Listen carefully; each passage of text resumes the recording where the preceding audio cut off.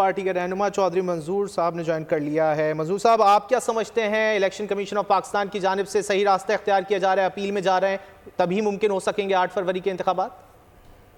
جی بالکل، پھر اس کے بعد تو یہ ممکن نہیں رہ جائے گا نا۔ شیڈیول میں 54 دن چاہیے کم از کم اس کو ایکسپیڈائٹ کرنے کے لیے۔ اگر 8 کو ہونے ہیں تو پھر اس کے بعد تو وہ ٹائم نہیں رہ پائے گا نا۔ تو اس لیے ضروری ہے کہ فوری طور پر جو بھی فیصلہ کیا جائے۔ پاکستان پیپلز پارٹی نے پہلے کہا کہ آپ ڈیٹ دیں، پھر پاکستان پیپلز پارٹی مسلسل کہتی رہی کہ شیڈیول دیں، اور پھر اس کے بعد اگر آپ یہ نہیں کر پائیں گے تو پھر کیسے آپ اس ٹائم لائن کو 8 فروری کی ٹائم لائن کو تو نہیں میٹ کر پائیں گے۔ اچھا چودھری منصور صاحب، پیپلز پارٹی کیوں چاہ رہی کہ بیوروکریسی کے ہی افسران جو ہیں وہ لیے جائیں؟ ہم یہ نہیں چاہ رہے کہ بیوروکریسی کے افسران لیے جائیں، ہم تو چاہتے ہیں کہ صرف شیڈیول دیں، عدلیہ کے لے لیں۔ ہمیں کیا اعتراض ہے؟ ہمیں پیپلز پارٹی کو تو کوئی اعتراض نہیں۔ اچھا، جو پیپلز پارٹی فریق بھی بننے جا رہی ہے اس حوالے سے کہاں تک تیاریاں پہنچی ہیں؟ لیکن اصل میں پتہ کیا ایشو؟ جی یہ الیکشن کمیشن کی ذمہ داری ہے۔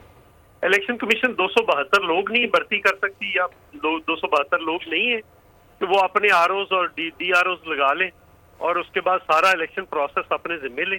یہ کبھی عدلیہ کی طرف بھاگتے ہیں، کبھی انتظامیہ کی طرف بھاگتے ہیں، کبھی کدھر بھاگتے ہیں، کبھی کدھر بھاگتے ہیں۔ تو الیکشن کمیشن کا کام ہے الیکشن کروانا۔ ساری دنیا کے اندر الیکشن کمیشن کا عملہ جو ہوتا ہے وہی ہوتا ہے، آر اوز اور ڈی آر اوز۔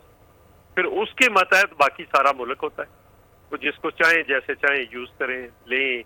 پھر الیکشن کمیشن جو ہوتا ہے اس کے پاس سارا اختیار آ جاتا ہے، حکومت کے پاس کوئی اختیار نہیں ہوتا۔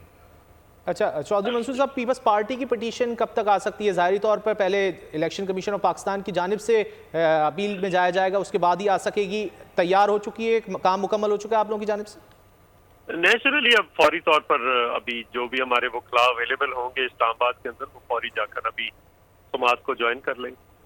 ٹھیک ہے۔ اچھا چودھری منصور صاحب، آپ کیا سمجھتے ہیں پاکستان تحریک انصاف کی جانب سے یہ جو قدم اٹھایا گیا تھا، چیلنج کیا گیا تھا، اس کا مقصد کیا ہو سکتا ہے؟ صرف انتخابات کو ڈیریل کرنا تھا، لنگر آن کرنا تھا؟ کیا مقصد کیا ہو سکتا ہے؟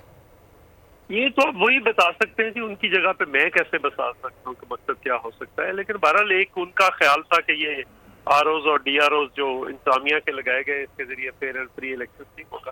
بنیادی بات تو فیئر اینڈ فری الیکشن کی ہے جو ہونی چاہیے۔ صحیح۔ چودھری منظور رہنما پیپلز پارٹی ہم سے گفتگو کر رہے تھے۔